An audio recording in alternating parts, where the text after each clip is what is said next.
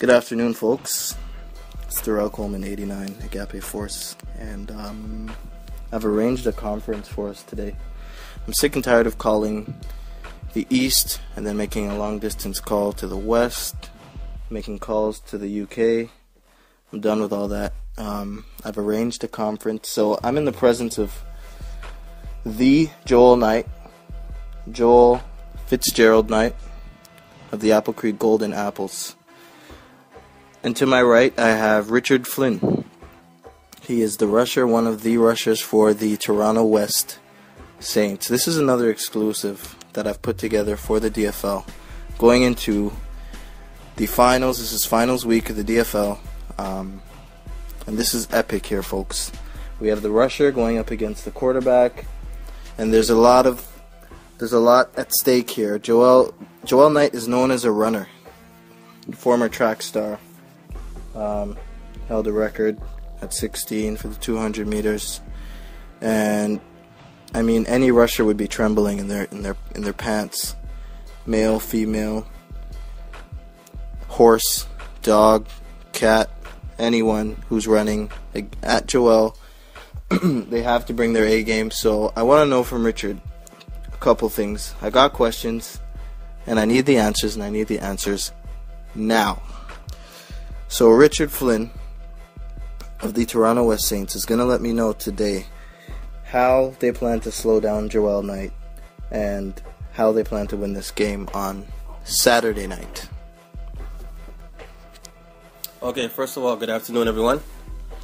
Richard Flynn here. I think it's important that, just to reiterate what Darrell just said, Joel Knight is a former runner. He doesn't run anymore. Age has been a factor, and I mean, just the time. It's been a long time since he's actually run. But anyway, that's neither here nor there. I think it's important to contain Joel. I mean, talent is talent, and you have to give credit where credit is due. Joel was a runner, and as aforementioned, I think it's important to contain him. Let him throw. Let him throw. I mean, I trust my defense. And I trust Sheldon James to command the defense, and I'm pretty sure we'll be able to stop Joel without any problems. Now, with stopping Joel is one thing. There are other players on their team that pose a threat to your team. How do you feel about Apple Creek on a whole and just what they bring to the table as a team? Well, Apple Creek is a very good team. I mean, clearly they've made it thus far. I mean, they took on the Titans last week and they did a great job. Obviously, they will be with us in the finals. So, I mean, Apple Creek as a whole, it's a good team. I mean, there's no doubt about that. You have a great leader in Joel. You have his wife who plays well, and you have experienced players on the team who play outside of the DFL in other leagues. So it's not like these are, brand new players or players who are not familiar with football. These are players who have played before and do play. Whereas with the Toronto West Saints, this is our first year. We put together a team who's hungry, who is willing to do whatever it takes to get to the championship and to win a championship, and that's why we're here. So I'm more focused on my team and the Toronto West Saints and what we have to bring to the table. We know we have a great coach in Royston James. He, when he got to the playoffs, he said 3 more games to go, and that's what we're here to do. It's 3 more games, 1 more game to go now. We had Mount Olive in the first playoff game. We had Perth we had last week, and on Saturday night, so when the time comes, we'll go up against Apple Creek, and that'll be the 3rd game, and then we'll take the championship. It's just as simple as that. Wow. So, I mean, West is going into this with extreme confidence, as you hear from Richard Flynn, the Toronto West Saints. So we've heard what we needed to hear from him. That's how they plan to slow down Joel Knight and how to win the game on Saturday night. Now we're going to talk to Joel Knight. We've talked to him before. We've heard from this guy. A lot of people are familiar with him. But I set up this interview because I've gotten emails. People have been tweeting at me, asking me what they want this interview with Joel Knight. They need it. They're fiending for this interview with Joel Knight. So I set it up. I'm actually in Joel Knight's home right now. Just for you, DFL. This is finals week, and we're going to hear from Joel Knight. So, Joel Knight, how do you plan to... I mean, Toronto West has proven themselves to be a tough team. Offensively, defensively. They bring intensity that not a lot of other teams can match. And yeah, they have some experienced players, some talented players, some inexperienced players who are just playing really good football. It's going to be a tough game on Saturday night, but what do you think? What's your scheme? How are you planning on winning this game? It's nice I get to actually finally talk now after Richard just wrote a book talking a whole bunch of, well, nothing. Nonetheless, Apple Creek is going to do what we did last week. We're just going to play our own game plan. Rely on our defenses to make some good stops or some key stops, which they did last week also. And we're just going to play our game, and we feel that if we play our game and stick to what our strengths are, that we will be victorious. Okay, so I mean, you started out the interview talking about just basically touching on what Richard said, and he feels that you just don't have it anymore. He feels that what you are going to bring to the table, what you brought to the table, 10 years ago, is not the same thing you're bringing to the table next week, Saturday night. And, I mean, like I said in the interviews in the past, I think Joel Knight runs whenever he wants, and no one can do anything about that. Now, Richard's saying that something can be done and is going to be done about that because you're just not the same guy. How do you feel about that? I'm not the same runner as I was 10 years ago, but in the same sense, me at my level right now is probably just a little tad higher than what Richard is, or what he's ever seen. So I'm just figuring that I'm just going to stick to our game plan, hit my receivers, and run when needed, and hopefully that is what it will take to come up with a victory. Okay, so I've spoken to Sheldon James about his intent and how he plans to win the game on Saturday against Apple Creek. He respects the team, thinks that they have a lot of talent, and obviously he intends to win the game.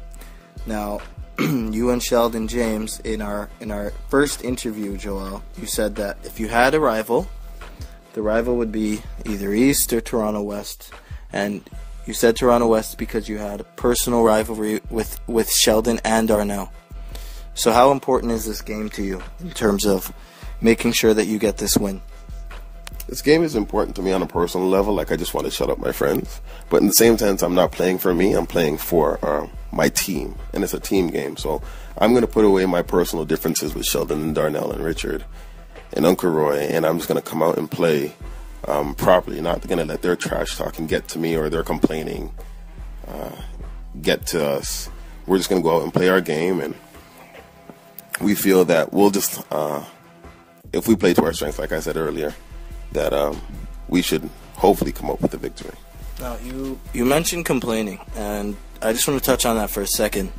I've heard this before. Maybe Richard can help me out here. I've heard this before about Toronto West. I've never personally experienced it or witnessed it, but I've heard before that Toronto West constantly complains about calls or about aggressiveness. They find things to complain about in the football games.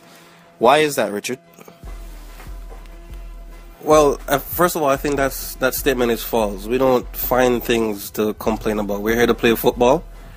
This is what we do. We're here to win. I mean, if the ref doesn't get a call right, of course we're going to throw a flag, or we're going to, want to have the call addressed. But there's no complaining, as I said before. We're here to play football, here to have a good time, play our game.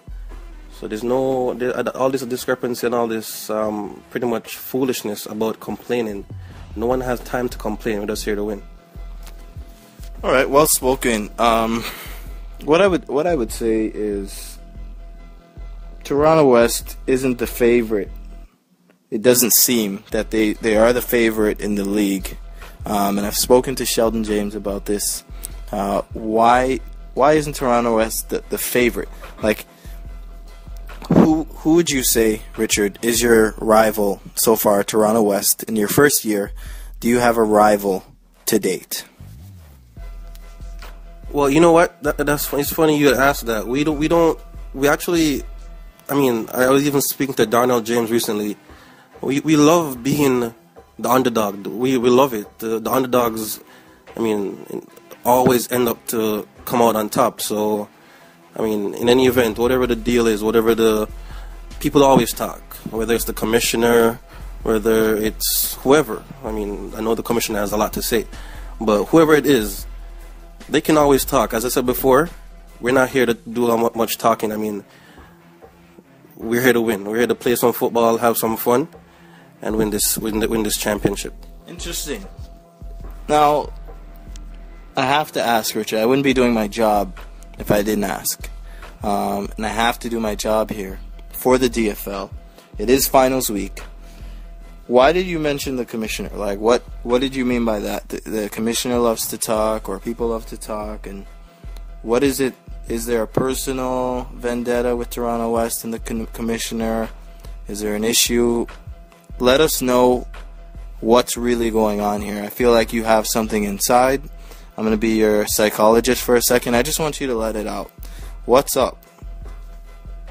Vendetta? I wouldn't call it a vendetta. I think what I think happened is that this is our first year in this DFL league, and a lot of people probably expected us to fail and not get as far as we are. And I think it has shot the entire DFL, including the commissioner. I mean, he has a team in the DFL league, and he's the commissioner. That within itself needs to be addressed. But that's neither here nor there. So I guess we beat his team last week. We've always been the underdogs. He has never picked us to win any games. He doesn't see us getting far. He doesn't, so I mean, that's fine. That's fine. We believe in ourselves. As I said before, we have a great coach, a great team, and as I said before, we're hungry. So there's no personal vendetta. We don't have anything against the commissioner. I would hope he doesn't have anything against us. We're just here to win, and as I said before, have fun. Wow. Well spoken, Richard. Toronto West is just intending to play football. They're not interested in any of the other stuff, the off-the-field stuff. No personal vendettas, no beefs, nothing. They're just playing football. Now, Joel, as I mentioned before, you said that Toronto West would be your rival. It's really important to win this football game. And I happen to know, I coached in the OIM League where Toronto West has also been very successful. When Toronto West is playing a basketball game, there's very close to, in Crawford's Gym, there's very close to 10,000 people from Toronto West supporting this game. Crawford is at max capacity. There are people in classrooms watching the games. There are people in the computer labs watching the games on the computer. They live stream to the games to the church. There's just so many supporters at Toronto West supporting them. How do you plan on, I guess, playing through the noise? We have our play cards that many people have seen before, so I'm just going to rely on those. So I know it's going to be loud. I know Toronto West is going to have a lot of people. They always do have a lot of supporters, which is really good. So we're just going to have just to focus and just get into the zone and not pay attention to people yelling and screaming and people banging their drums and things like that. So we're just going to be focused and ready to play. Sounds good. You heard it here, folks. You heard it here first, folks. Tongue got twisted there. And this is a DFL exclusive. Richard Flynn of the Toronto West Saints, Joel Knight of the Apple Creek Golden Apples in the championship, going head to head for all the marbles. There can only be one winner. There can only be one winner, and we are going to see who comes out victorious after next week's Saturday night's game. DFL under the lights for it all. You're welcome for this. Another DFL exclusive, Darrell Coleman 89. That's all we got for you today, folks.